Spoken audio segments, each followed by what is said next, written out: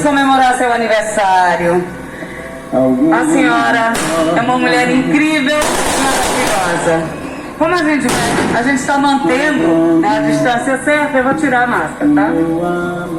E a gente está um pouquinho distante, fica melhor para falar. Então, por favor, uma salva de palmas à nossa homenageada. Vamos lá. Ela merece. Mas também hoje, que maravilha. Dona Isalva, minha mãe, você é minha rainha, aquela que para sempre morará no meu coração e aquela a quem devo tudo. Por isso, quero que seja sempre feliz, em todos os instantes dos seus dias, pois ninguém merece mais que você. Feliz aniversário, minha mãe. Hoje, em especial, eu quero que seu coração se encha de alegria e satisfação e que possa olhar para tudo que já viveu e se sinta realizada. A senhora que é a nossa guerreira, que luta, que ora, que está sempre conosco, mesmo estando a quilômetros de distância.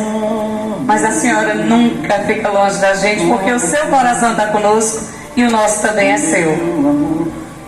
Nós temos muito orgulho de você e da sua vida. E seu exemplo para sempre iluminará o nosso caminho. Que Deus lhe conceda muitos anos de vida, felizes e com saúde. Minha mãe querida, nós te amamos. Feliz aniversário! Com muito amor dos seus filhos Marati e Felipe, seu genro Rafael e seus netos Giovana, Rafinha e Nala. Mais palmas, gente! Feliz aniversário! Guarda com carinho a mensagem. Peraí que tem mais carinho. Peraí. Tá aqui pertinho?